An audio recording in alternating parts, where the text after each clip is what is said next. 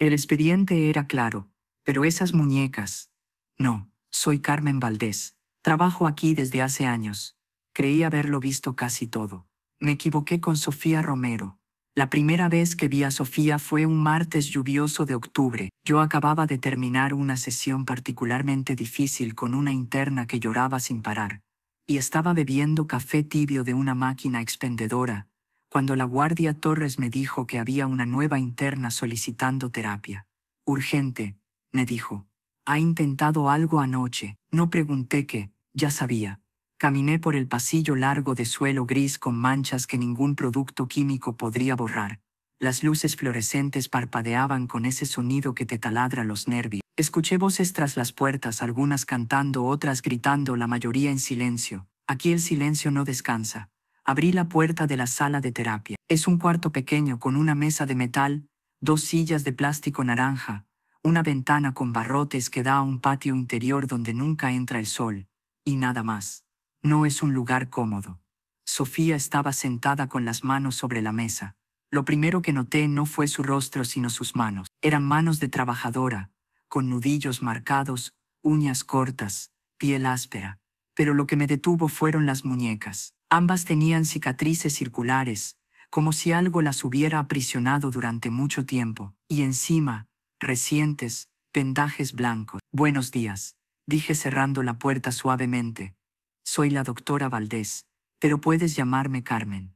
Ella levantó la vista. Tenía 52 años según su expediente, pero parecía de 70. Su cabello gris estaba recogido en una cola baja. Su rostro era delgado, con pómulos marcados y ojos hundidos de color café oscuro. Pero lo que más me impactó fue la expresión. No era tristeza, no era miedo, era resignación absoluta, como si ya hubiera aceptado que el mundo había terminado con ella. No sé por qué estoy aquí, dijo con voz ronca, como si hubiera gritado durante horas. Las guardias dijeron que tenía que venir.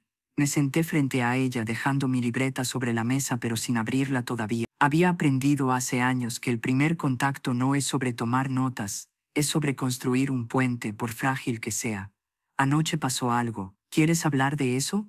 Silencio. Sofía miraba sus manos vendadas como si fueran de otra persona. No recuerdo mucho, dijo finalmente. Solo recuerdo que estaba pensando en mis hijos, en lo lejos que están ahora, y pensé que sería mejor si yo ya no estuviera. Su voz se quebró en la última palabra. Vi cómo sus hombros temblaban ligeramente, pero no lloró, como si ya no tuviera lágrima. Tus hijos, repetí suavemente. ¿Quieres hablarme de ellos? Algo en su rostro cambió. Sus ojos se llenaron de una mezcla de dolor y amor tan intensa que tuve que apartar la mirada por un segundo. Tengo dos, susurró. Javier y Lucía, eran mi vida entera. Yo trabajaba, limpiaba, cocinaba, todo por ellos, para que tuvieran lo mejor, para que no les faltara nada. Hizo una pausa larga. Afuera escuché el sonido metálico de una puerta cerrándose, el eco de pasos, alguien gritando órdenes. Pero ahora me odia. En el juicio Javier testificó en mi contra. Dijo que yo siempre fui violenta, que mi esposo era un santo, que yo era la loca. Lucía ni siquiera vino al juicio, no quiso verme. Y su abuela, la madre de mi esposo, se sentó en primera fila cada día del juicio mirándome con esos ojos llenos de odio. ¿Tu suegra? Pregunté. Asintió. Ella nunca me quiso. Desde el primer día que conocí a Ricardo, ella me dijo que yo no era suficiente para su hijo, que era una pueblerina sin educación. Y ahora ella tiene lo que siempre quiso. Me quitó a mis hijos. Por primera vez vi algo más que resignación en su rostro. Vi rabia, una rabia profunda, antigua, guardada durante décadas. Sofía, dije eligiendo mis palabras cuidadosamente, tu expediente dice que fuiste condenada por homicidio en primer grado. Mataste a tu esposo Ricardo. ¿Quieres contarme qué pasó esa noche? Ella cerró los ojos. Sus manos temblaron sobre la mesa. Él me iba a matar, susurró. Esa noche él finalmente me iba a matar, y yo elegí vivir. ¿Puedes contarme más? Pregunté con voz suave, sin presionar. Sofía abrió los ojos lentamente. Me miró directo a los ojos por primera vez desde que había entrado a la sala. Vivir con miedo todos los días, despertar cada mañana sin saber si ese será el día en que él finalmente pierda el control completamente, sonreír frente a los vecinos, frente a tus hijos, frente al mundo mientras por dentro te estás muriendo pedazo por pedazo. No respondí, solo asentí. dándole espacio. Yo me casé con Ricardo cuando tenía 24 años. Era guapo, trabajador, educado. Mi madre estaba tan orgullosa. Por fin alguien decente quiere casarse contigo, me dijo, porque yo venía de una familia pobre. ¿Sabe? Mi padre era alcohólico. Mi madre trabajaba limpiando casas. Cuando Ricardo me pidió matrimonio, sentí que finalmente iba a tener una vida mejor. Hizo una pausa. Sus ojos se perdieron en algún punto del pasado. La primera vez que me golpeó fue 3 meses después de la boda. Yo había cocinado lentejas, y él dijo que estaban muy saladas. Tiró el plato contra la pared y me dio una cachetada. Después lloró, me pidió perdón, me compró flores, dijo que estaba estresado por el trabajo, que nunca más volvería a pasar. ¿Pero volvió a pasar? Pregunté aunque ya conocía la respuesta. Cada vez más seguido. Al principio era solo cuando bebía. Después ya no necesitaba estar borracho. Cualquier cosa lo enfurecía. Cualquier cosa podía enfurecerlo. Su voz era monótona ahora, como si estuviera leyendo una lista de compras. Me golpeaba en lugares donde no se viera. El estómago, la espalda, los muslos. Nunca la cara.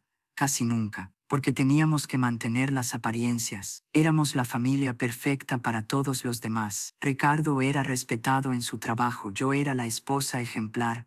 Nuestros hijos iban a buenas escuelas. ¿Y tus hijos? Pregunté suavemente. ¿Ellos sabían? Sofía cerró los ojos otra vez. Una lágrima finalmente escapó, rodando lentamente por su mejilla. Traté de ocultárselo durante años. Cuando eran pequeños cerraba la puerta de la habitación cuando Ricardo me gritaba. Me maquillaba los moretones. Les decía que me había caído, que había chocado con una puerta, que era torpe. Pero conforme crecieron, ellos tenían que saber, tenían que escuchar los gritos, tenían que ver mi miedo. ¿Alguna vez intentaron decir algo? Javier una vez, cuando tenía 15 años, intentó defenderme. Ricardo lo tiró al suelo de un golpe. Después de eso, Javier nunca más dijo nada. Solo se encerraba en su habitación con los audífonos puestos. Lucía se quedaba callada en su cuarto. Yo entraba a consolarla, y ella me preguntaba, ¿por qué no nos vamos, mamá?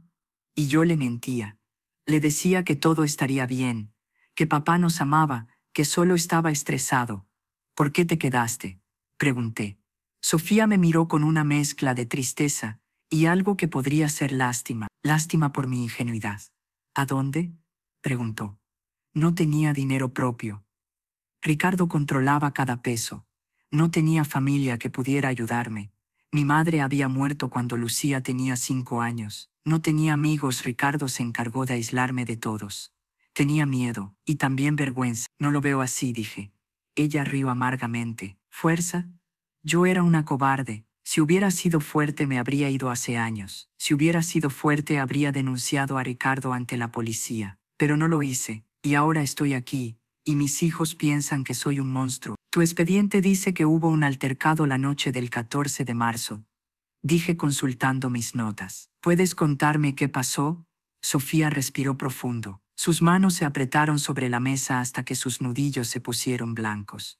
Esa noche fue diferente. Ricardo llegó más temprano de lo normal. Había estado bebiendo. Yo estaba en la cocina preparando la cena. Javier y Lucía ya no vivían con nosotros.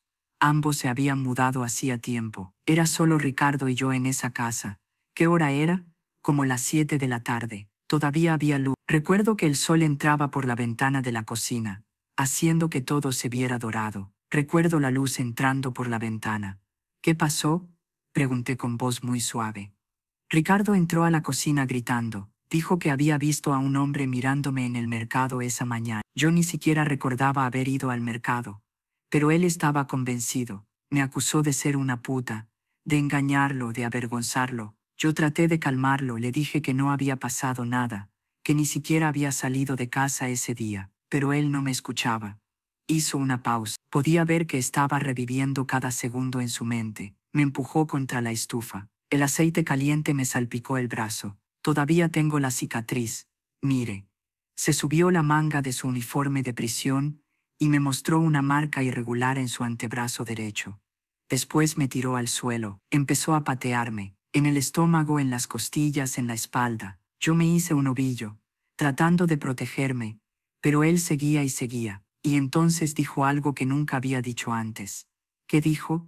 Dijo, hoy te voy a matar, Sofía. Ya me cansé de ti. Hoy finalmente se acaba todo. Vi cómo sus ojos se llenaban de terror recordando ese momento. Y yo le creí. Por la forma en que lo dijo, por la mirada en sus ojos, yo supe que esta vez era diferente. Esta vez realmente me iba a matar.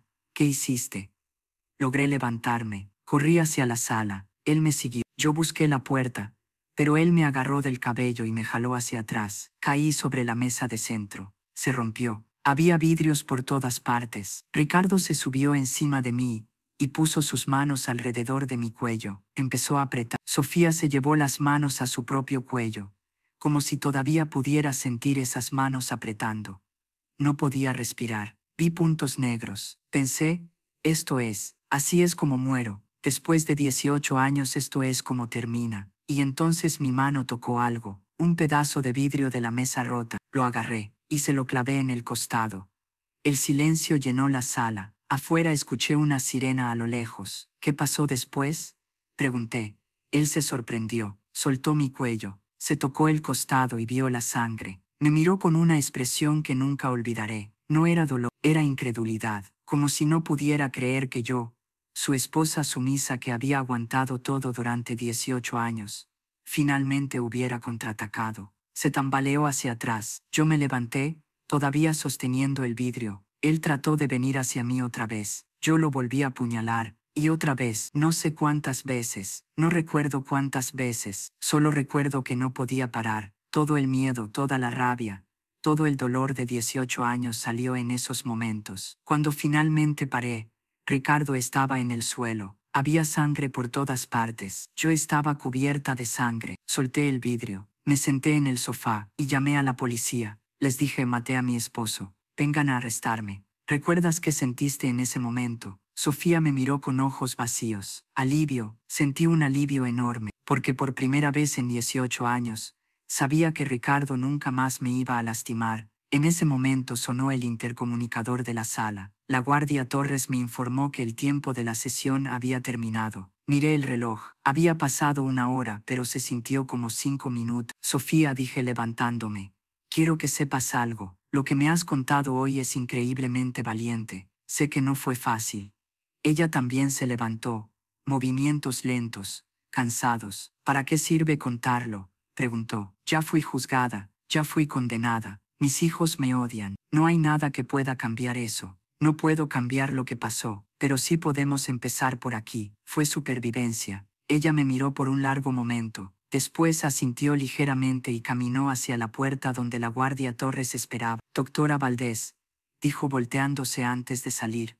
¿Usted cree que soy un monstruo? No, respondí sin dudar. Creo que eres una sobreviviente. Esa noche en mi apartamento no pude dejar de pensar en Sofía, en sus muñecas marcadas, en sus ojos resignados, en la forma en que había contado 18 años de horror como si estuviera describiendo una receta de cocina. No podía dejar de pensar en sus hijos, en Javier que testificó contra ella, en Lucía que ni siquiera fue al juicio. Y me pregunté, ¿cómo es posible que 2 niños que crecieron en esa casa pudieran volverse contra su madre de esa manera? Abrí mi laptop y busqué los archivos del caso. Había transcripciones del juicio, testimonios, reportes policiales. Empecé a leer. El testimonio de Javier fue devastador. Según sus palabras, su madre siempre había sido la problemática. Mi padre era un hombre trabajador y responsable, había dicho. Mi madre era quien gritaba, quien rompía cosas, quien hacía dramas. Mi padre solo trataba de mantener la paz. El día que ella lo mató,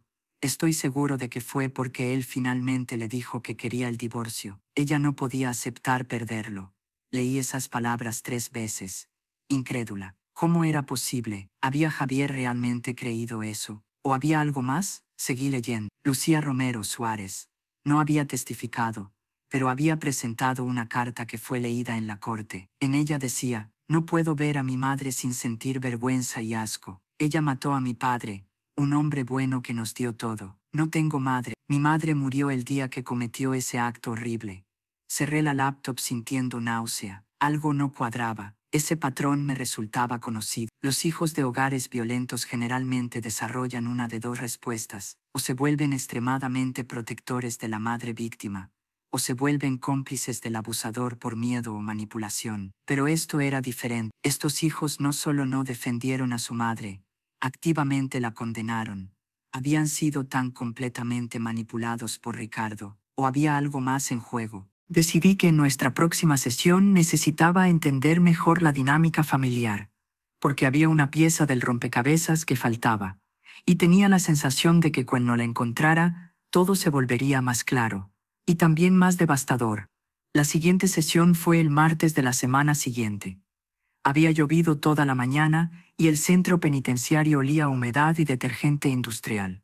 Cuando entré a la sala de terapia, Sofía ya estaba sentada como la semana anterior, con las manos sobre la mesa. Pero algo era diferente. Sus vendajes habían sido removidos y pude ver las marcas recientes en sus muñecas con más claridad. También noté que tenía un mortón amarillento en el pómulo izquierdo, que no estaba la semana pasada. «Buenos días, Sofía», dije cerrando la puerta. «¿Cómo has estado?» «Igual», respondió sin levantar la vista. «Aquí todo es siempre igual. El mismo horario, la misma comida, las mismas caras. A veces siento que aquí el tiempo no avanza». Me senté frente a ella notando la nueva herida. «¿Qué pasó en tu cara?» Ella se tocó el moretón distraídamente. «Una interna me empujó en el comedor. Dice que su prima era vecina de Ricardo y que yo soy una asesina que no merece comer. Las guardias no hicieron nada. Aquí adentro uno aprende rápido». «Lo siento», dije. «No debería pasar. No lo haga», dijo rápidamente. «Solo hará que las cosas empeoren para mí. Aquí uno aprende a volverse invisible. Entre menos atención atraiga, mejor». Anotaba mentalmente esto para discutirlo con la administración de todas formas. Pero asentí por ahora. «Sofía», dije, «la semana pasada hablamos sobre esa noche, sobre lo que pasó con Ricardo. Hoy me gustaría que habláramos sobre tus hijos, sobre Javier y Lucía». Algo en su postura cambió. Sus hombros se tensaron y apartó la mirada hacia la ventana con barrote. «No hay nada que hablar sobre ellos. Me odian. Fin de la historia.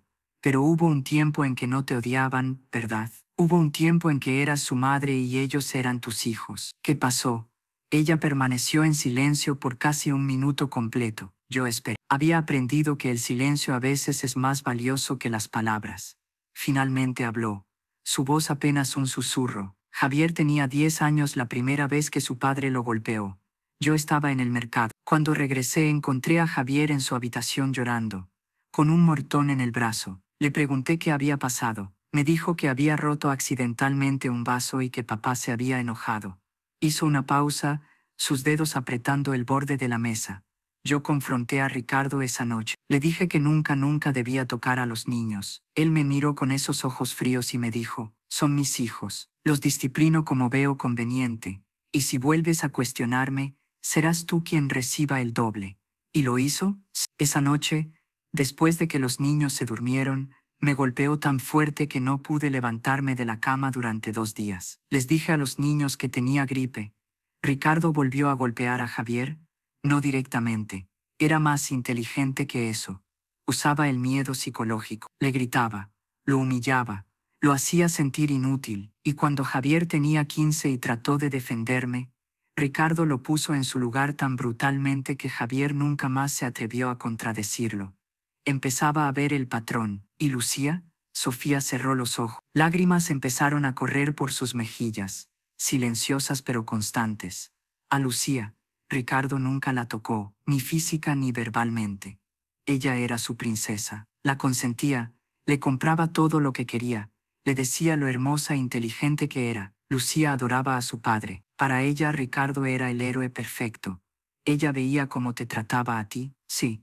Pero Ricardo era muy listo. Frente a Lucía él hacía parecer que yo era la problemática. Si yo estaba llorando después de una paliza, él le decía a Lucía, tu mamá está siendo dramática otra vez. Si yo trataba de explicarle a Lucía lo que realmente pasaba, Ricardo me contradecía con tanta calma y convicción que yo terminaba pareciendo la mentirosa. Era un patrón que ya había visto antes. ¿Y Javier? Pregunté. Él había presenciado la violencia. ¿Por qué testificó contra ti? Sofía abrió los ojos. La mirada que me dio estaba llena de un dolor tan profundo que tuve que respirar hondo para mantener mi compostura profesional, porque su abuela lo convenció. Después del asesinato, doña Amparo se hizo cargo de todo. Ella se encargó de todo. Yo era la esposa loca, celosa, violenta que había asesinado a su maravilloso hijo sin razón. ¿Y Javier le creyó? Sofía rió amargamente. Javier estaba confundido. Él había visto cosas, sabía cosas, pero también había sido entrenado durante años a no cuestionar a su padre. Cuando doña Amparo le dijo que testificar contra mí era lo correcto, que era lo que su padre habría querido, Javier obedeció. Siempre fue un niño obediente. ¿Has hablado con él desde el juicio? No, él no contesta mis llamadas, no responde mis cartas. Es como si yo ya no existiera para él. ¿Y Lucía? Peor. Lucía está viviendo con doña Amparo ahora. Ahora vive con ella, una hija que la ama más que a su propia madre. He tratado de escribirle, de explicarle, pero todas mis cartas regresan sin abrir. Cambié de tema. Sofía, quiero que me cuentes sobre tu suegra, sobre doña Amparo, cómo era tu relación con ella. Ella suspiró profundamente. Doña Amparo nunca me aceptó, desde el principio. Cuando Ricardo me llevó a conocerla, yo era muy joven y estaba nerviosa. Ella abrió la puerta, me miró de arriba a abajo, y lo primero que dijo fue, «Así que tú eres la muchacha del pueblo. Ricardo, ¿estás seguro de esto?» ¿Y Ricardo qué dijo?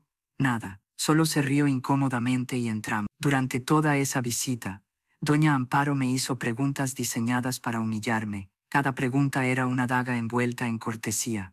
¿Cómo fue la relación después de que te casaste? Peor. Doña Amparo venía a nuestra casa sin avisar. Inspeccionaba cómo limpiaba, cómo cocinaba, cómo criaba a los niños. Nada era suficientemente bueno para ella. Y lo peor es que Ricardo siempre tomaba su lado. Si ella decía que la casa estaba sucia, él me gritaba. Si ella decía que la comida sabía mal, él tiraba el plato. Doña Amparo sabía exactamente qué decir para provocar a Ricardo contra mí. Todo empezaba a encajar. ¿Alguna vez doña Amparo presenció la violencia? Sí, una vez. Fue en Navidad hace como 8 años. Estábamos todos reunidos en nuestra casa. Yo había cocinado durante 2 días para preparar la cena perfecta, pero doña Amparo criticó el pavo, dijo que estaba muy seco. Ricardo se enfureció, me gritó frente a toda la familia, me llamó inútil. Yo empecé a llorar, y entonces él me dio una cachetada, ahí, frente a todos. Dios mío, dije, ¿y qué hizo doña Amparo? Sofía me miró directamente a los ojos. Nada, absolutamente nada. Siguió comiendo como si no hubiera pasado nada. Y después, cuando yo estaba en la cocina llorando, ella entró y me dijo, si fueras una mejor esposa mi hijo no tendría que corregirte así. Sentí un escalofrío. Sofía, dije cuidadosamente.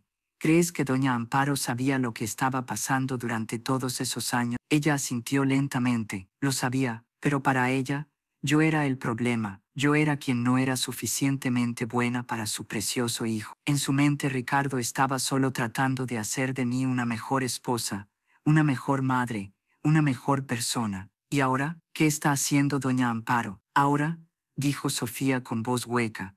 Está contando su versión. Ricardo es el mártir perfecto, el padre amoroso, el esposo paciente que tuvo que lidiar con una esposa loca durante 18 años, hasta que ella finalmente lo mató a sangre fría, y mis hijos están creyendo cada palabra. Podía ver cómo la manipulación había sido tan efectiva. Doña Amparo había pasado años construyendo una narrativa, y ahora con Ricardo muerto y Sofía en prisión, esa narrativa era la única que quedaba. Sofía, pregunté, ¿alguna vez buscaste ayuda? ¿Fuiste a la policía, a un hospital, a alguien? Ella bajó la mirada, vergüenza pintada en su rostro. Una vez, hace como 12 años, Ricardo me había golpeado tan fuerte que pensé que había fracturado una costilla. Dolía respirar. Finalmente reuní el valor de ir al hospital. Le dije al doctor que me había caído en las escaleras.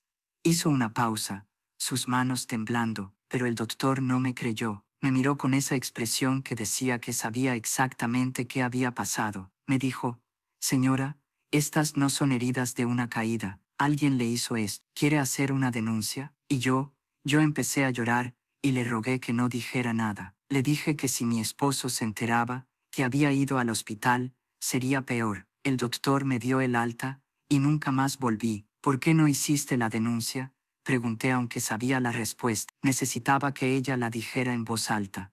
Porque tenía miedo. Miedo de que la policía no me creyera. Miedo de que Ricardo se enterara y me matara. Miedo de perder a mis hijos, miedo de quedar en la calle sin dinero, miedo de todo. El miedo controlaba cada decisión que tomaba. Sofía, dije firmemente, eso no fue cobardía, era la única forma que encontraste para seguir viva. Ella negó con la cabeza. Si hubiera sido más fuerte, si hubiera sido más valiente, tal vez ahora no estaría aquí, tal vez Ricardo seguiría vivo y yo no habría destruido a mi familia. Escucha lo que estás diciendo, dije inclinándome hacia adelante. Estás culpándote a ti misma por la violencia de otro. Estás asumiendo responsabilidad por las acciones de Ricardo, de doña Amparo, incluso de tus hijos. Pero yo lo maté, dijo con voz quebrada. Yo tomé ese vidrio y lo apuñalé una y otra vez. Eso es un hecho. Después de 18 años de tortura, respondí. Después de una vida entera de miedo, de dolor, de ser degradada y destruida poco a poco. Si hubieran mirado tu historia completa, habrían entendido otra cosa, pero no en el mío, dijo amargamente. Aquí soy una asesina. Y punto. El intercomunicador sonó indicando que nos quedaban 10 minutos. Sofía, dije, quiero preguntarte algo importante. ¿Has pensado en apelar tu caso? Ella me miró como si estuviera loca. Mi abogado de oficio apenas hizo algo en el primer juicio. No tengo dinero para uno mejor. Y de todas formas, ¿qué diferencia haría? El jurado ya decidió. La sociedad ya decidió. Mis hijos ya decidieron. ¿Y si hubiera evidencia que no se presentó en el juicio? ¿Qué evidencia? Preguntó con una mezcla de esperanza y escepticismo en su voz. Sofía, ese reporte del hospital de hace 12 años todavía debe existir. Los historiales médicos se guardan por 15 años mínimo. Si podemos encontrar ese reporte y cualquier otro que pudiera haber, si podemos documentar el patrón de abuso, podríamos construir un caso para defensa propia. Vi algo despertar en sus ojos, algo que había estado muerto desde que la conocí. ¿Usted cree que hay una posibilidad? Creo que vale la pena intentar, dije. No te voy a prometer nada, pero creo que tu historia merece ser contada completamente, merece ser escuchada. Por primera vez Sofía lloró de verdad, no lágrimas silenciosas, sino sollozos profundos que sacudían todo su cuerpo. Me levanté y me acerqué, poniendo una mano en su hombro. Las guardias normalmente no permitían contacto físico, pero la guardia Torres miró hacia otro lado. Nadie nunca me había creído, lloró Sofía, ni el juez, ni el jurado, ni mis propios hijos. Todos pensaron que era un monstruo, y yo empecé a creerles. No eres un monstruo, dije. Nadie debería pasar por algo así. Cuando Sofía finalmente salió de la sala ese día escoltada por la guardia Torres, me quedé sentada por un largo rato mirando mis notas. Había escrito páginas y páginas, pero lo que no había escrito, lo que no se podía capturar en papel, era todo lo que no había dicho en voz alta. Esa noche hice algo que normalmente no hacía. Llamé a mi amiga Daniela, una abogada especializada en defensa de mujeres víctimas de violencia. Le conté el caso de Sofía, omitiendo nombres por confidencialidad, pero dándole todos los detalles relevantes. Carmen, me dijo después de escuchar todo, he visto casos parecidos. La defensa debió haberlo argumentado en el juicio original. ¿Por qué no lo hicieron? Porque el abogado de oficio era incompetente o sobrecargado o ambos. Respondí. Básicamente solo presentó el caso como crimen pasional, no investigó la historia de abuso, no llamó testigos expertos, no presentó evidencia médica. El caso estuvo muy mal llevado. Entonces hay fundamentos para una apelación, dijo Daniela. Pensativa, defensa inadecuada. Nueva evidencia. Esto se puede pelear. ¿Lo harías? Pregunté. ¿Tomarías el caso? Si ella quiere pelear, yo pelearé con ella, respondió. Pero Carmen, tienes que entender algo. Incluso si ganamos la apelación, incluso si reducimos la sentencia, esta mujer ya perdió 3 años de su vida en prisión, y ya perdió a sus hijos. Eso no se puede recuperar con una victoria legal. Lo sé, dije sintiéndome pesada, pero al menos podríamos darle algo de justicia, algo de validación, algo de esperanza. La semana siguiente fue una de las más intensas de mi carrera. Daniela y yo trabajamos juntas para obtener los permisos necesarios para acceder a los registros médicos de Sofía. No fue fácil, fue un proceso lento y agotador. Finalmente, 10 días después de esa segunda sesión, llegó un sobre grande a mi oficina. Dentro había copias de 8 visitas diferentes de Sofía a varios hospitales y clínicas durante los últimos 15 años. Lesiones graves, repetidas en el tiempo, cada vez con la misma excusa: caída, accidente doméstico, torpeza. Pero los doctores habían anotado sus sospechas. Posible abuso doméstico, había escrito uno. Patrón de lesiones inconsistente con explicaciones dadas, había anotado otro. Era evidencia sólida y documentada que no había sido presentada en el juicio. También encontramos algo más. Resulta que 3 años antes del asesinato, una vecina había llamado a la policía reportando gritos y ruidos de pelea viniendo de la casa de los Romero. La policía había entrevistado brevemente a Ricardo y Sofía. Ricardo había dicho que era solo una discusión matrimonial. Sofía, visiblemente asustada, había confirmado la historia. Los policías se habían ido sin hacer un reporte formal, pero había un registro de la llamada. Un registro que demostraba que había habido señales de problemas mucho antes de esa noche fatal. La siguiente sesión con Sofía fue diferente. Esta vez yo llegué con esperanza. Sofía, dije poniendo el sobre la mesa, encontramos evidencia, mucha evidencia, registros médicos, reportes policiales, todo documentando el patrón de abuso. Ella miraba el sobre como si fuera una bomba. ¿Qué significa esto?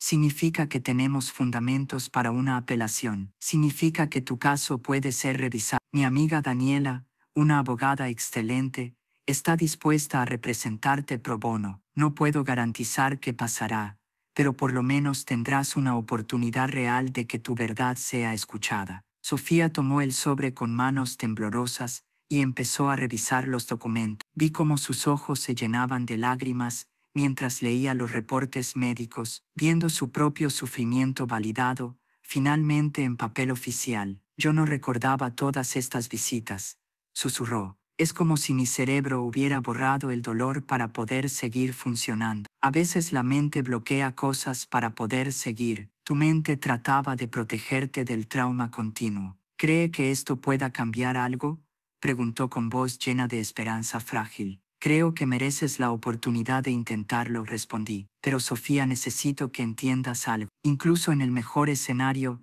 esto va a ser difícil. Va a requerir que revivas todo nuevamente. Va a requerir que testifiques sobre cada golpe, cada insulto, cada momento de terror. ¿Estás preparada para eso?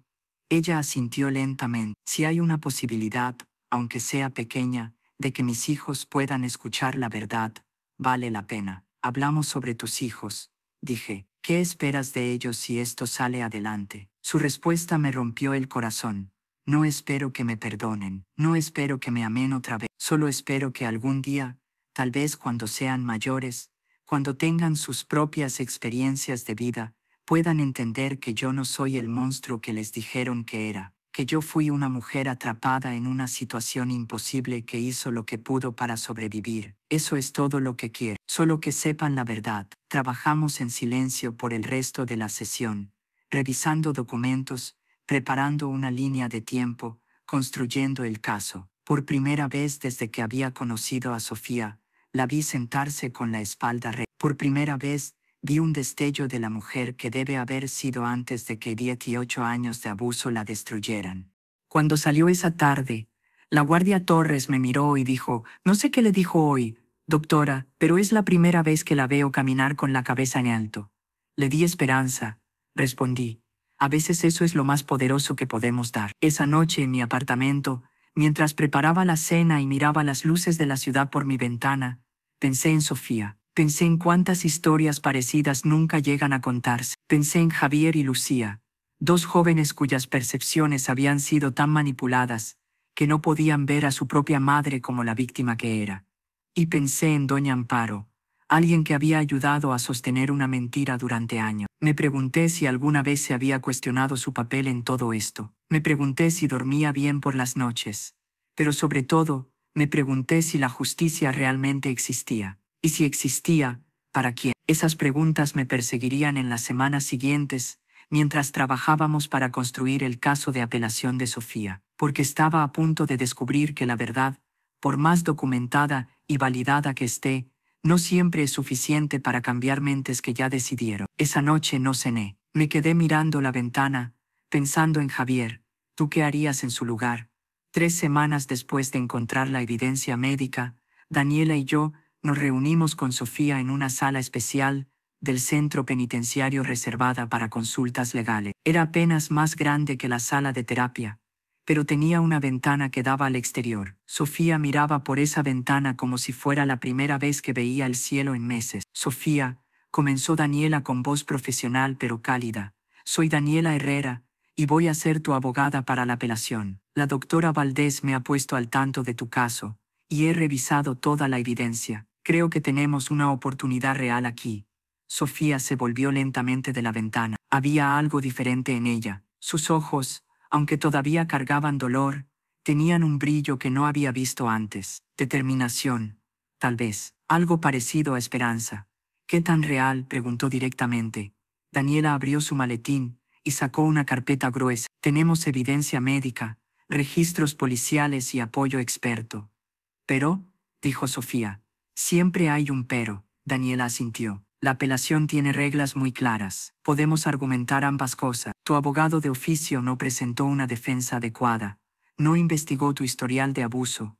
No llamó testigos expertos. Eso es defensa inadecuada. Y la evidencia médica que hemos encontrado es evidencia nueva que no fue presentada en el juicio original. ¿Cuánto tiempo tomará esto?, preguntó Sofía. El proceso de apelación puede tomar entre 6 meses a 2 años, dependiendo de varios factores. Es un proceso largo, con varios pasos. 2 años, repitió Sofía con voz hueca. 2 años más en este lugar, o potencialmente menos si todo sale bien, dijo Daniela gentilmente. Y Sofía, incluso si pasas esos 2 años aquí, al final podrías ser liberada o tener tu sentencia reducida significativamente. Yo lo intentaría. Sofía cerró los ojos. Vi cómo sus manos se apretaban en puños sobre la mesa. ¿Y mis hijos? Ellos se enterarán de esto. El proceso será público, dijo Daniela. Si hay un nuevo juicio, habrá cobertura mediática probablemente. Así que sí, ellos se enterarán. La pregunta es, ¿quieres que se enteren? No sé, admitió Sofía. Parte de mí quiere que sepan la verdad, pero otra parte tiene miedo. Miedo de que incluso con toda esta evidencia, ellos sigan sin creerme. Miedo de ser rechazada otra vez. Me incliné hacia adelante. Sofía, no puedo prometerte cómo van a reaccionar tus hijos, pero puedo prometerte que si no intentas esto, siempre te preguntarás qué habría pasado si lo hubieras hecho. ¿Podrías seguir adelante sin intentarlo? Ella abrió los ojos y me miró directamente. No, no puedo. Ya he vivido con demasiados que hubiera pasado si. Quiero pelear. Quiero que la verdad salga a la luz, sin importar qué pase después. Daniela sonrió. Entonces empecemos. Las siguientes semanas fueron semanas intensas. Daniela y yo nos reuníamos con Sofía 2 veces por semana. A veces repasábamos su historia una y otra vez, preparándola para posibles preguntas del fiscal, construyendo la narrativa más sólida posible. También empezamos a buscar testigos. Contactamos a antiguos vecinos, compañeros de trabajo, conocidos. La mayoría no querían hablar. Algunos dijeron que no habían visto nada. Otros directamente dijeron que creían que Sofía era culpable y no querían involucrarse. Pero encontramos a 3 personas dispuestas a testificar. La primera era Mercedes Carrillo, una vecina que había vivido en la casa de al lado durante días. Yo la escuchaba, dijo Mercedes cuando Daniela y yo fuimos a visitarla. Escuchaba los gritos, los golpes, los sollozos. Quise llamar a la policía tantas veces, pero mi esposo me decía que no nos metiéramos en asuntos ajenos. Aún cargo con eso. El segundo testigo era el doctor Martín Sosa, el médico que había tratado a Sofía por la costilla fracturada hace 12 años. Supe desde el momento en que la vi que alguien le había hecho eso, nos dijo. Las heridas no concordaban con su historia de caída. Anoté mis sospechas en el expediente, pero ella insistió en que no hiciera una denuncia. Debía haberla hecho de todas formas. El tercer testigo fue el más inesperado. Era el hermano menor de Ricardo, un hombre llamado Fernando Romero. Cuando Daniela logró localizarlo y explicarle la situación, él accedió a reunirse con nosotras. Mi hermano era violento, dijo Fernando sentado en la sala de su pequeño apartamento. Lo supe desde que éramos niños. Él golpeaba animales, golpeaba a otros niños. Tenía un temperamento terrible. Mi madre, doña Amparo, siempre lo encubría, siempre lo justificaba, siempre lo protegía, pasara lo que pasara. ¿Sabías que golpeaba a Sofía?, preguntó Daniela. Fernando asintió con la cabeza baja. Lo sospeché. Los vi juntos en reuniones familiares. Vi cómo ella se encogía cuando él levantaba la voz. Vi los moretones que ella trataba de ocultar, pero nunca dije nada. Tengo que vivir con esa culpa.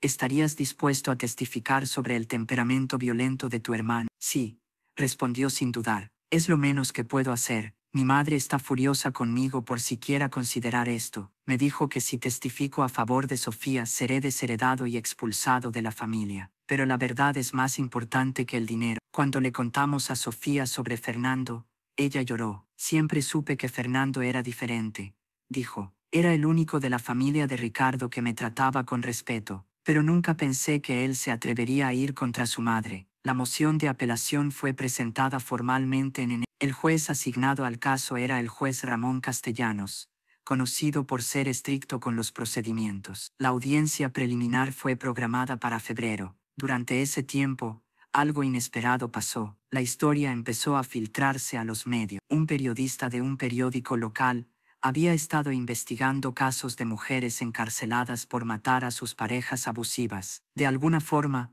obtuvo información sobre el caso de Sofía y publicó un artículo cuestionando el caso de Sofía. El artículo era sorprendentemente equilibrado. Presentaba los hechos del caso original, pero también mencionaba la evidencia nueva que había surgido. Incluía entrevistas con expertos sobre violencia doméstica y síndrome de la mujer maltratada. Y al final, planteaba la pregunta: ¿el sistema falló? El artículo se volvió viral en redes sociales.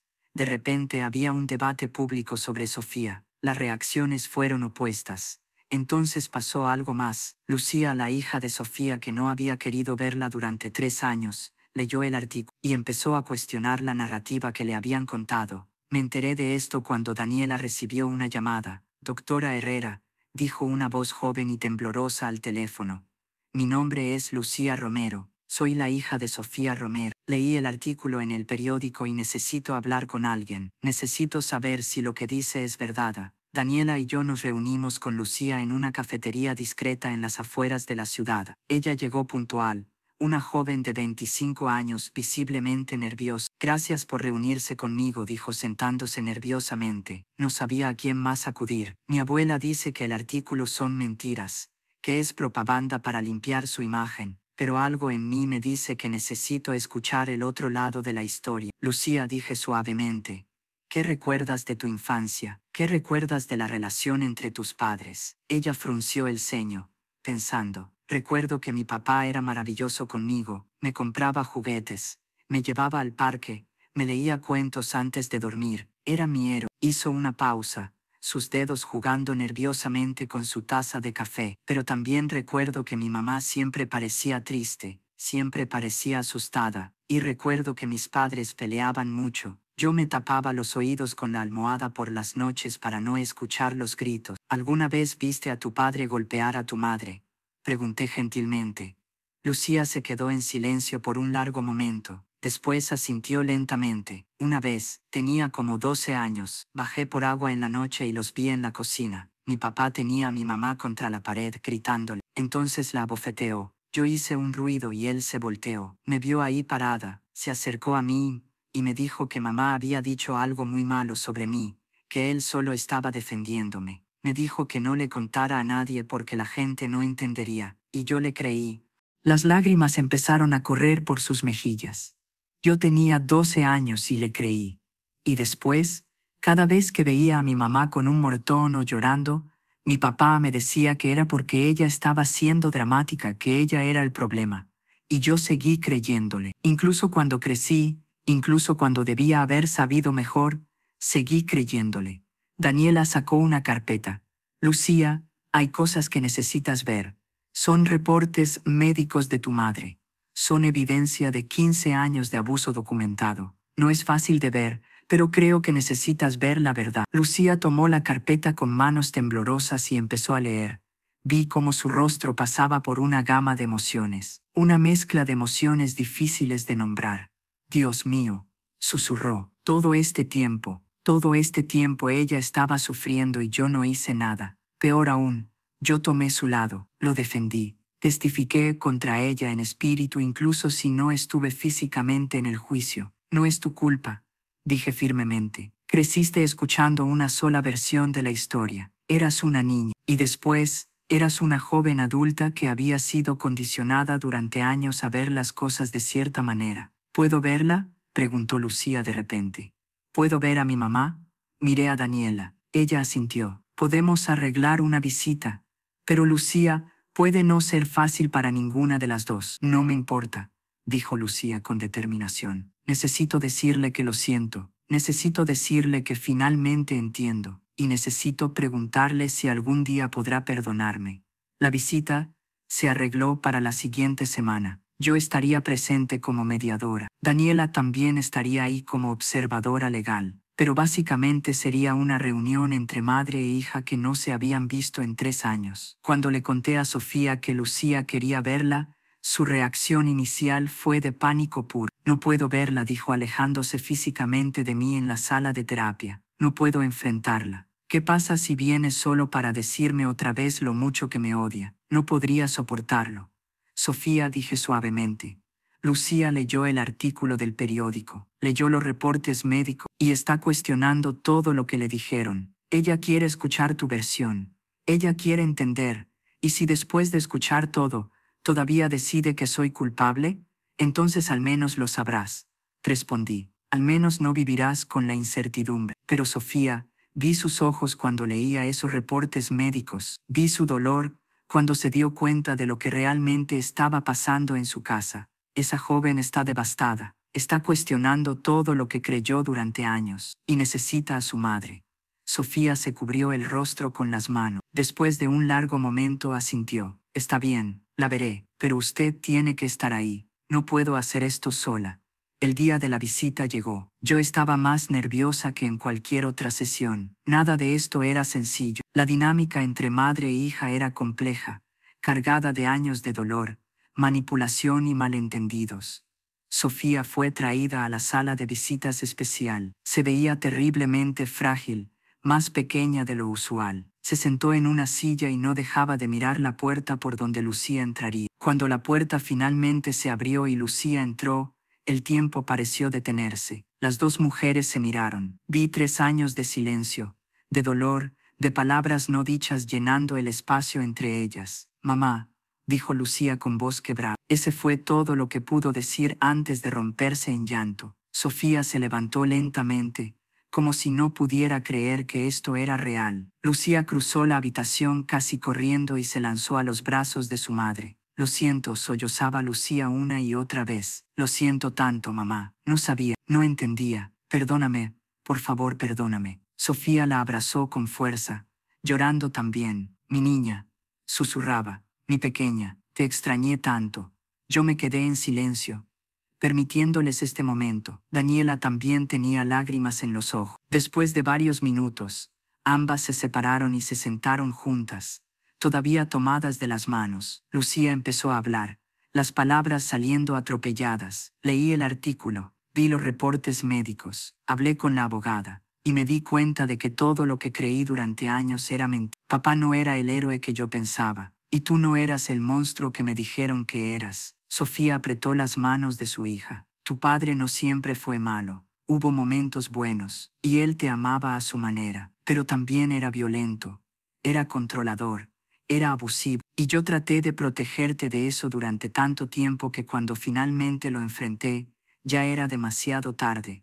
¿Por qué nunca me lo dijiste?, preguntó Lucía. ¿Por qué nunca me explicaste lo que estaba pasando? Porque tenía miedo, admitió Sofía. Miedo de que no me creyeras, miedo de que tu padre se enterara y las cosas empeoraran, miedo de destruir la imagen que tenías de tu padre. Y sí, una parte de mí sentía vergüenza, vergüenza de admitir que estaba siendo abusada, vergüenza de no ser lo suficientemente fuerte para irme. No era tu vergüenza que cargar, dijo Lucía, era de él, y de la abuela que lo permitió y lo alentó. Hablé con ella ayer después de decidir que venía a verte. Le dije que había leído la evidencia y que quería escuchar tu lado. ¿Sabes qué me dijo? ¿Qué?, preguntó Sofía. Me dijo que si venía a verte, si te creía, ya no sería bienvenida en su casa. Me dijo que tendría que elegir entre ella y tú. Y yo elegí, mamá, te elegí a ti. Sofía empezó a llorar nuevamente. No quiero que pierdas a tu familia por mí. Tú eres mi familia, dijo Lucía firmemente, y estuve equivocada durante 3 años. No voy a estar equivocada por un día más. Cuando haya el nuevo juicio, voy a estar ahí, y esta vez voy a estar de tu lado. ¿Y Javier? Preguntó Sofía con voz temblorosa. ¿Has hablado con tu hermano? Lucía negó con la cabeza. Lo intenté, lo llamé 3 veces, no contesta. Le mandé el artículo del periódico por mensaje. Lo vio pero no respondió. Creo que él está más profundamente bajo la influencia de la abuela que yo. Pero no me rindo, voy a seguir intentando. Las dos hablaron por 2 horas completas. Lucía hizo preguntas difíciles. ¿Por qué lo apuñalaste tantas veces? ¿Por qué no solo te defendiste y corriste? ¿Realmente no había otra opción? Y Sofía respondió con honestidad brutal. En ese momento, después de 18 años de terror, después de que él me dijera que me iba a matar, después de no poder respirar con sus manos en mi cuello, algo en mí se rompió. No estaba pensando, estaba sobreviviendo. Y sí, tal vez me excedí, tal vez apuñalé más veces de las necesarias, pero en ese momento no estaba siendo racional, solo intentaba sobrevivir. Lucía escuchó todo sin juzgar, y al final, dijo algo que no esperaba escuchar. Mamá, no puedo cambiar el pasado, no puedo deshacer los 3 años que te abandoné, pero puedo estar aquí ahora, puedo estar contigo ahora, no tienes que hacerlo sola. Cuando la visita terminó y Lucía se fue, Sofía se quedó sentada en silencio por un largo rato. Después me miró con ojos brillantes. Doctora Valdés, tenía miedo de perder a mi hija para siempre. Y hoy recuperé una parte de él. No sé qué va a pasar con el juicio. No sé si voy a ganar, pero ya no importa tanto, porque mi hija finalmente sabe la verdad, y ella me cree. Importa, dije. Lo sé, pero tienes razón en algo. Ya ganaste algo invaluable. Ganaste a tu hija de vuelta. La audiencia preliminar de la apelación fue programada para 3 semanas después. Daniela estaba lista con todo listo, pero había un problema. El juez Castellanos había recibido presión. Doña Amparo había movido influencias y recursos para oponerse a la apelación. Habían presentado mociones argumentando que la evidencia nueva no era realmente nueva, que los reportes médicos eran circunstanciales, que Sofía había tenido oportunidades de denunciar el abuso y había elegido no hacerlo. Estábamos en una batalla, y no estaba claro quién iba a ganar. ¿Has visto alguna vez cómo la verdad tiene que pelear por ser escuchada mientras las mentiras parecen tener todos los recursos? A veces contar lo que vivimos es la única forma de no sentirnos solos. La mañana de la audiencia preliminar amaneció gris y lluviosa. La tensión se sentía en el aire. Yo había dormido mal, dando vueltas en la cama, preocupada por Sofía, por el resultado, por todo lo que estaba en juego. Me vestí con mi traje más profesional y conduje hasta la corte con 2 horas de anticipación. Daniela ya estaba ahí, repasando documentos por última vez en una sala lateral. Se veía tranquila, pero yo conocía esa calma. La conocía bien. ¿Cómo está ella?, le pregunté refiriéndome a Sofía. Nerviosa pero determinada. La van a traer en 1 hora. Carmen, necesito que estés preparada. Doña Amparo estará ahí con un equipo preparado. También es probable que Javier esté con ella. Será duro para Sofía verlos. Lo sé, respondí, pero Lucía también estará ahí. Eso tiene que contar para algo.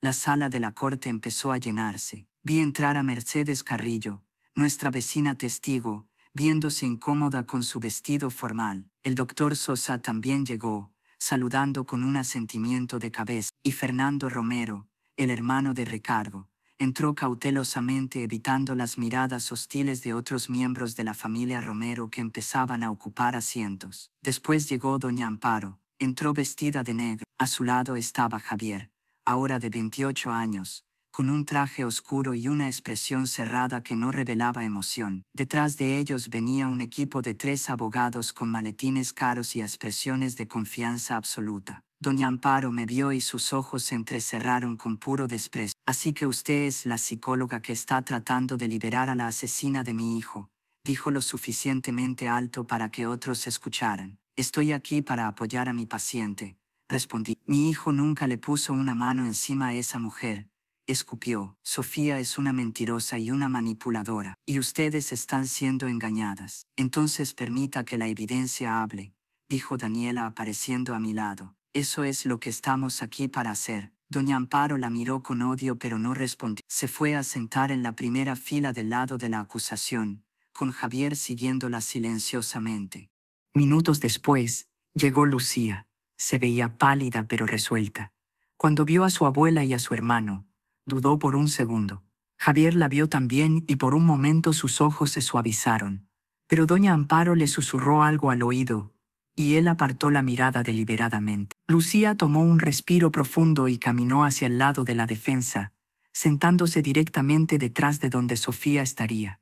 Doña Amparo la vio hacer esto y su expresión se endureció aún más. Cuando finalmente trajeron a Sofía, escoltada por 2 guardias, toda la sala pareció contener el aliento. Ella llevaba el uniforme de prisión, sus manos esposadas al frente. Se veía pequeña, vulnerable, completamente fuera de lugar en esa sala formal de corte. Sus ojos escanearon la habitación. Vi el momento en que vio a Javier. Su rostro se llenó de esperanza y dolor simultáneamente. Mamá, movió sus labios silenciosamente, pero Javier no la miró. Mantuvo su mirada fija hacia adelante como si ella no existiera. Entonces Sofía vio a Lucía, y su hija le sonrió. Una sonrisa pequeña pero llena de amor y apoyo. Sofía empezó a llorar silenciosamente, mientras la llevaban a la mesa de la defensa. Todos de pie, anunció el alguacil. El honorable juez Ramón Castellanos presidiendo. El juez entró, un hombre de cabello gris, expresión seria, movimientos medidos. Se sentó y miró alrededor de la sala con ojos que habían visto demasiados casos, demasiadas vidas rotas, demasiadas versiones de la verdad. Audiencia preliminar en el caso de apelación de Sofía Romero Suárez. Comenzó. Letrada de la defensa. Puede proceder.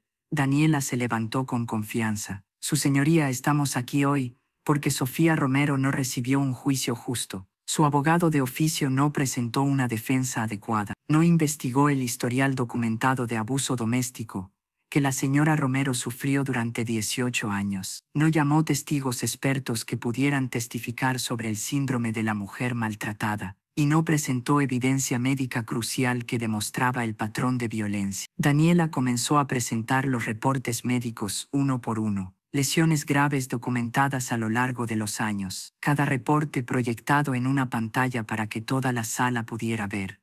Estos no son accidentes, continuó Daniela. Estos son el resultado de 18 años de tortura sistemática. Y cuando la noche del 14 de marzo, Ricardo Romero finalmente intentó matar a su esposa, ella hizo lo único que podía hacer, se defendió.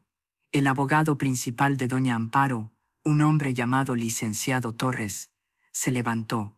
Objeción, su señoría. La defensa está asumiendo hechos no probados. No hay evidencia de que el señor Romero intentara matar a nadie esa noche. El juez miró a Daniela. ¿Tiene evidencia de la intención del señor Romero? Daniela asintió. Tenemos el testimonio de la señora Romero de que su esposo declaró explícitamente esa noche que la iba a matar. Tenemos evidencia forense de que ella tenía marcas de estrangulamiento en el cuello, consistentes con un intento de asfixia. Y tenemos 18 años de historial que demuestran que Ricardo Romero era capaz de extrema violencia. El juez consideró esto. Continué. Daniela llamó al doctor Sosa al estrado. Él testificó sobre el reporte de la costilla fracturada, sobre cómo las lesiones no concordaban con la historia de caída que Sofía había dado, sobre cómo había anotado sus sospechas de abuso.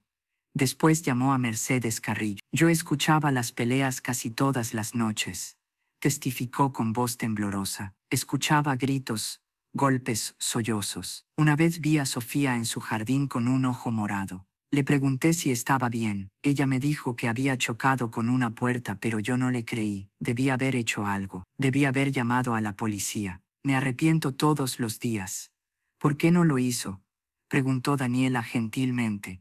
Porque mi esposo me dijo que no nos metiéramos, y porque tenía miedo. Miedo de causar problemas, miedo de estar equivocado. Y sí, vergüenza de admitir que sabía que algo terrible estaba pasando y no hacía nada para detenerlo.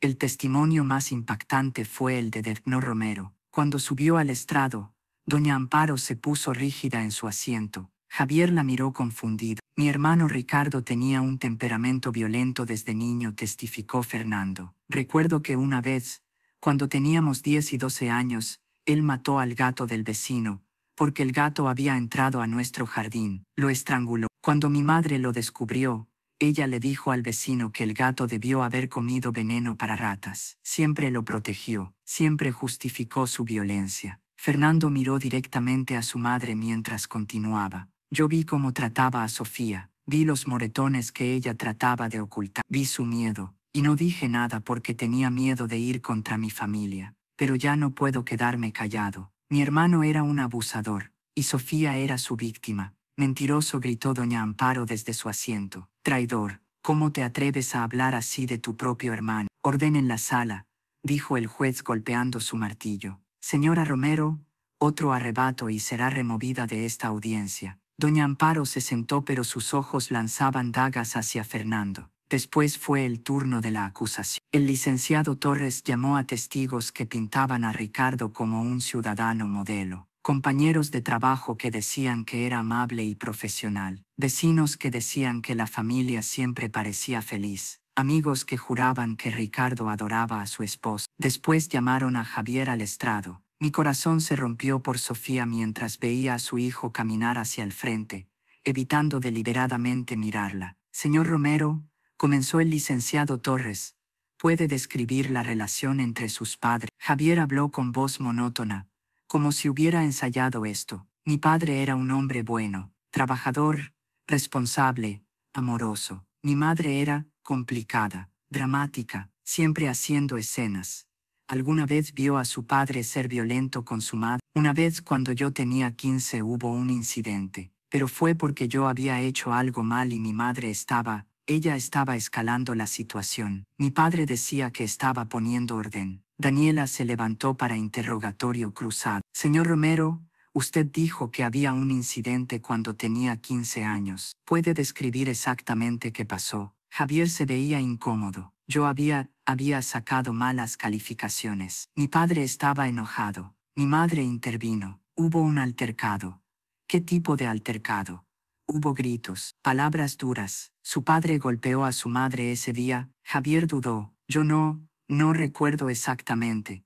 ¿La golpeó a ella o a usted? El rostro de Javier se descompuso. A ambos. Pero fue solo esa vez. ¿Y fue porque qué? Presionó Daniela gentilmente. Porque yo había decepcionado a la familia, murmuró Javier. Porque eso nos decía. Daniela dejó que ese comentario resonara en la sala. Nadie merece ser golpeado. Señor Romero, ni usted ni su madre. Y el hecho de que usted haya sido condicionado a creer que sí lo merecía, dice mucho de ese ambiente. El licenciado Torres se levantó. Objeción. La defensa está testificando. Sostenida, dijo el juez. Letrada, haga preguntas, no declaraciones. Daniela asintió. Señor Romero, ¿cuántas veces vio a su madre con moretones o heridas durante su infancia? Javier parecía estar luchando consigo mismo. Yo no, ella siempre decía que se había caído o chocado con algo. Pero usted vio los moretones, ¿verdad? ¿Y ahora? Con la evidencia médica que se ha presentado hoy, ¿todavía cree que todas esas lesiones fueron accidentes? Javier no respondió. Miraba sus manos. Señor Romero, preguntó Daniela con voz suave. ¿Puede mirar a su madre? Lentamente, dolorosamente. Javier levantó la vista y finalmente miró a Sofía. Ella lo miraba con tanto amor y tanto dolor, que era casi insoportable presenciarlo. Cuando usted testificó en el juicio original, ¿realmente creía que su madre era culpable de asesinato a sangre fría, o estaba diciendo lo que su abuela le dijo que dijera? No lo sé, susurró Javier. Ya no sé qué creer. Daniela no presionó más. Gracias, señor Romero. Eso es todo.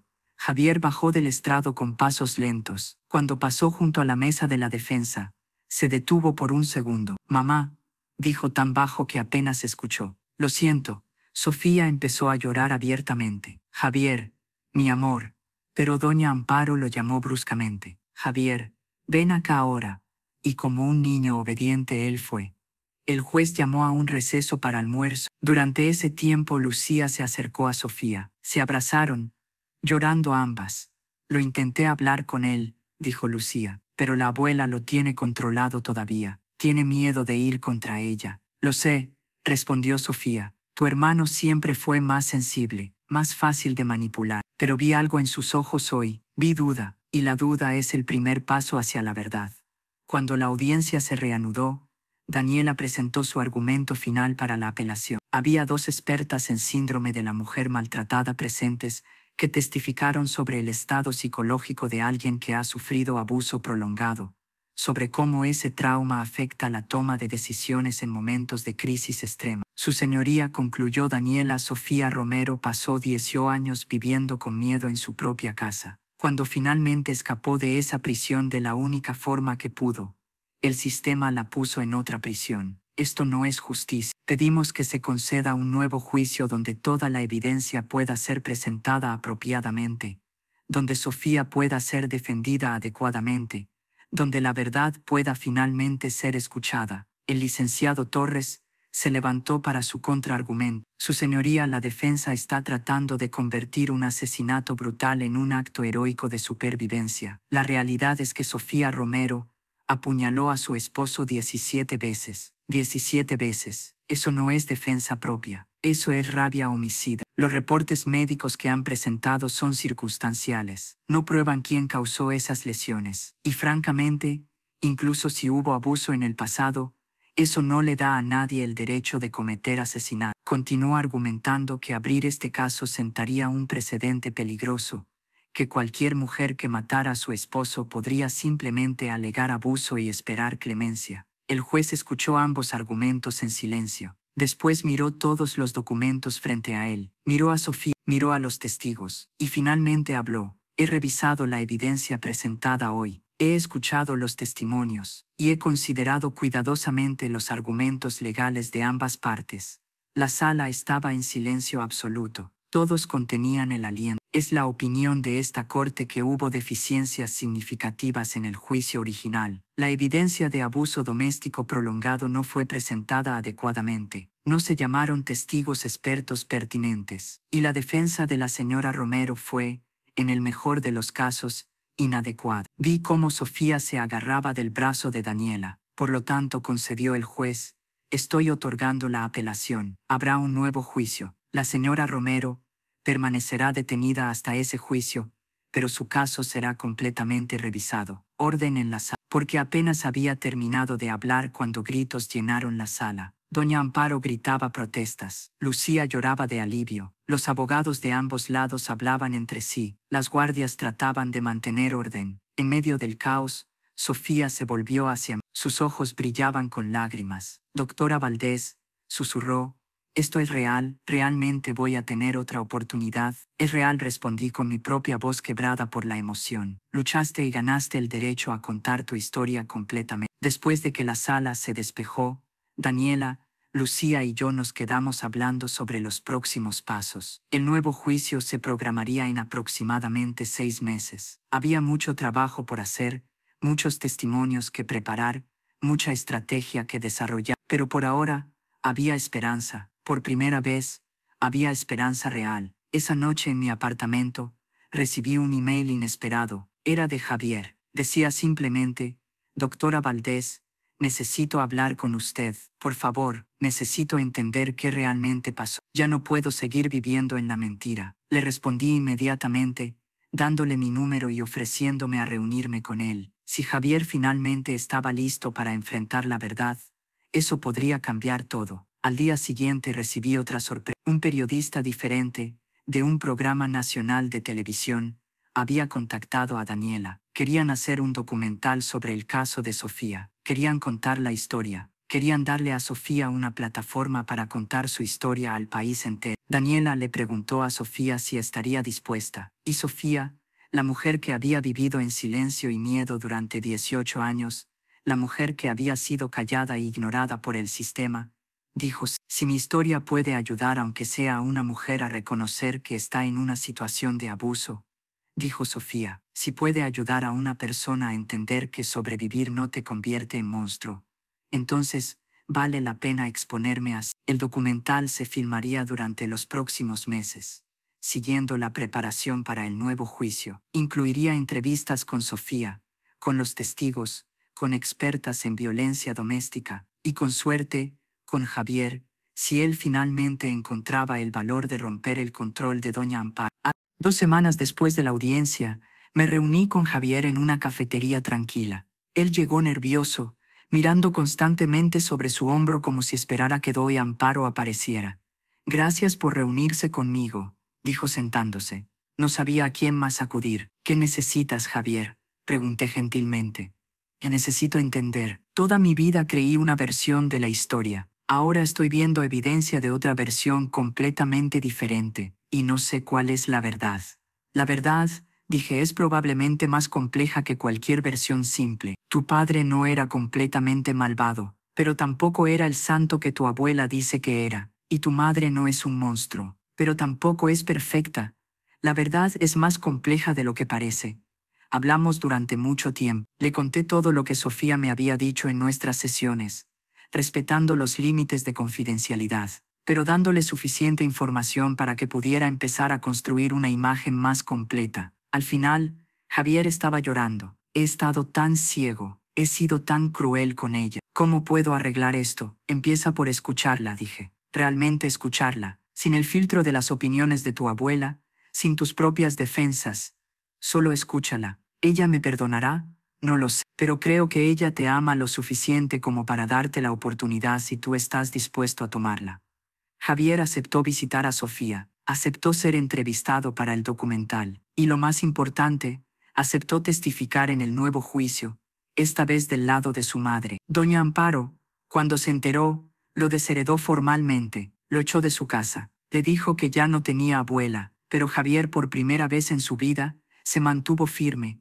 No podía seguir viviendo así. El nuevo juicio fue programado para septiembre. Durante los meses previos, vi a Sofía transformarse. No físicamente, el tiempo en prisión la había marcado de formas que nunca se borrarían, pero psicológicamente, emocionalmente, había algo diferente en ella. Algo en ella había cambiado, y tenía a sus hijos de vuelta, ambos, apoyándola completamente. El día del nuevo juicio, la sala estaba abarrotada. Había reporteros, activistas, mujeres que habían leído sobre el caso y venían a mostrar solidaridad. El documental ya había salido un avance, generando mucha atención. Esta vez, Daniela presentó un caso completamente diferente. No solo los reportes médicos, sino contexto completo. Expertos testificaron sobre trauma, sobre miedo, sobre cómo el abuso prolongado afecta el cerebro y la toma de decisión. Javier testificó, llorando abiertamente mientras describía la dinámica real en su hogar. Lucía testificó sobre cómo habían sido manipulados. Mercedes testificó sobre lo que había escuchado. Fernando testificó sobre la violencia inherente de Ricardo. Y Sofía misma testificó. Por primera vez, frente a un jurado, contó su historia completa, sin vergüenza, sin disculpas. Contó lo que había vivido durante 18 años. El juicio duró 2 semanas. Las deliberaciones del jurado duraron 3 días. 3 días durante los cuales ninguno de nosotros pudo respirar apropiadamente. Finalmente, el veredicto llegó. Cuando el jurado regresó a la sala, no pude leer sus expresiones. En el caso del Estado contra Sofía Romero, en el cargo de homicidio en primer grado, ¿cómo encuentra el jurado? El portavoz del jurado se puso de pie. Encontramos a la acusada no culpable por razón de defensa propia. La sala explotó.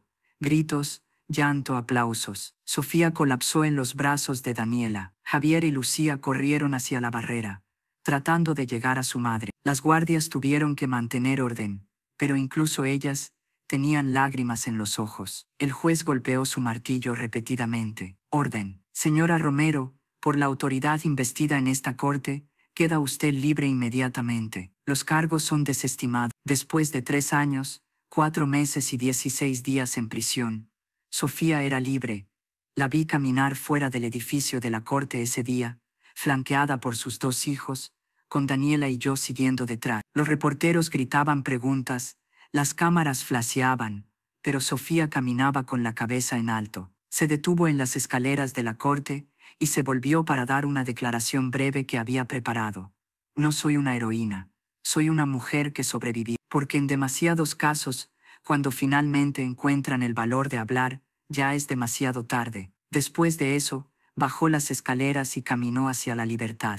6 meses después, recibí una invitación. Sofía se había mudado a un apartamento pequeño con ayuda de Lucía. Había conseguido un trabajo en una panadería. Estaba reconstruyendo su vida poco a poco.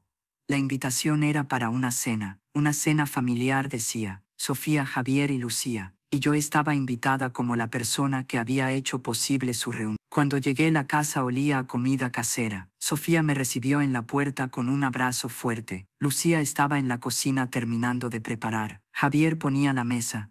Era una escena doméstica simple, pero después de todo lo que habían pasado, era hermoso. Durante la cena, hablamos sobre el futuro. Javier estaba considerando volver a la universidad. Lucía había conseguido un ascenso en su trabajo. Sofía estaba tomando clases de panadería, descubriendo un talento que nunca había podido explorar. Doctora Valdés, dijo Sofía hacia el final de la noche, nunca podré agradecerle suficiente por creerme cuando nadie más lo hacía. Sofía, respondí, tú hiciste el trabajo duro, tú encontraste el valor de contar tu historia. Yo solo te ayudé a ser escuchada. Me voy a pasar el resto de mi vida, dijo, tratando de ayudar a otras mujeres que están donde yo estuve. Ya me contactó una organización de víctimas de violencia doméstica. Quieren que hable en eventos, que comparta mi historia, que ayude a otras sobrevivientes. Eso es hermoso, dije sintiéndome orgullosa.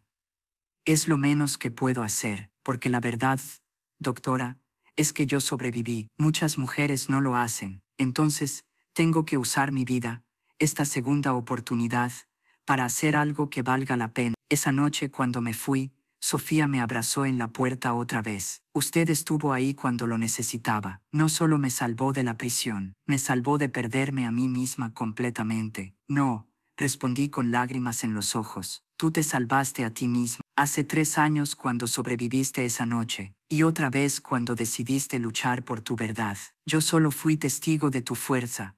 Han pasado 2 años desde ese día. Sofía ahora trabaja a tiempo completo con organizaciones de víctimas de violencia doméstica. Su historia, gracias al documental, ayudó a generar cambios. Javier terminó su maestría y ahora trabaja como consejero para jóvenes en situaciones de hogares violentos. Lucía se casó y hace 6 meses dio a luz a una niña. La llamaron Esperanza. Doña Amparo murió el año pasado. En su testamento, dejó todo su dinero a obras de caridad, efectivamente desheredando a sus 2 nietos que habían traicionado a su hijo. Ni Javier ni Lucía fueron a su funeral. En cuanto a mí, sigo trabajando en el centro penitenciario, escuchando historias, ayudando a mujeres a encontrar sus voces. Pero el caso de Sofía me cambió. Me hizo entender que mi trabajo no es solo escuchar y hacer terapia. Es abogar, es luchar, es asegurarme de que estas historias no permanezcan ocultas tras muros de prisión. Cada martes, Sofía y yo nos seguimos reuniendo, ya no en una sala fría de terapia con barrotes en la ventana, sino en una cafetería cerca de mi oficina. Tomamos café, hablamos sobre la vida, sobre sus nietos, sobre las mujeres que ella está ayudando. La semana pasada, me contó algo hermoso. Una mujer la había contactado después de ver su historia. Esta mujer estaba en una relación abusiva y no sabía cómo salir. Sofía le ayudó a encontrar un refugio, a contactar abogados, a crear un plan de escape seguro.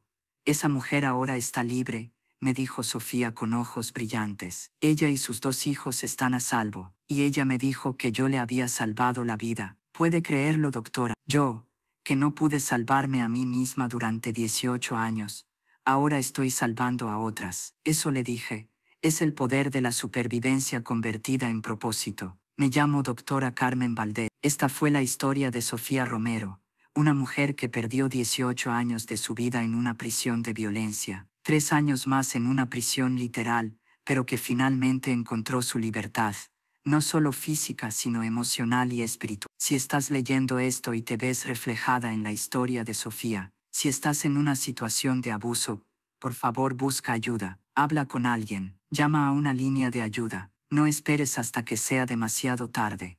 Y si conoces a alguien que podría estar en esta situación, realmente escucha, porque a veces, ser escuchada es lo único que una mujer necesita para encontrar el valor de salvarse a sí misma. La verdad es que Sofía no mató a un hombre, mató a su miedo, mató a 18 años de silencio, y en ese acto, no perdió su humanidad, la recuperó. Gracias por escuchar esta historia hasta el final. Si te conmovió, compártela, porque historias como esta necesitan ser contadas, necesitan ser escuchadas, necesitan cambiar mentes y corazones.